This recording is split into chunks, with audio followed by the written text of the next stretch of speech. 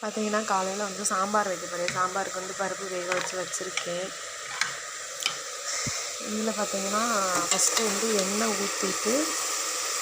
எண்ணெயை ஊற்றிட்டு கடுகு போட்டு கொஞ்சோண்டு சீரகம் போட்டு பொரிஞ்சதுக்கப்புறமா சின்ன வெங்காயம், கத்திரிக்காய், தக்காளி பழம் இதெல்லாம் போட்டு ஃபஸ்ட்டு வதக்கிட்டு அதுக்கப்புறமா கத்திரிக்காய், காலிஃப்ளவர், முருங்கைக்காய் இதெல்லாம் போட்டு நல்லா வதக்கிக்கிறணும்.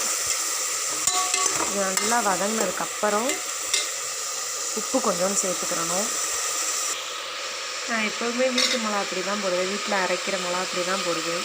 கடையில் வந்து வாங்கி போட மாட்டேன். ஏன்னா அதை வந்து எங்களுக்கு சேராது.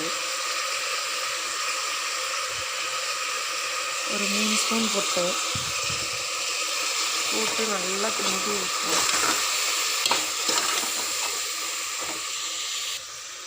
கொஞ்சோண்டு புளி ஊற வச்சுருக்கேன். இந்த புளியை நல்லா கரைச்சிட்டு இந்த சாம்பாரில் வந்து ஊற்றுவோம். பார்த்திங்கன்னா புளி தண்ணி ஊற்றிட்டு இந்த காயெல்லாம் வெந்துடும். அந்த புளி தண்ணியிலே வெந்துடும். மூடி வச்சுருவோம். மூடி வச்சுட்டு அப்புறமா இந்த காயெல்லாம் வெந்ததுக்கப்புறம் பருப்பை ஊற்றிட்டோம்னா சாம்பார் ரெடி ஆகிடும்.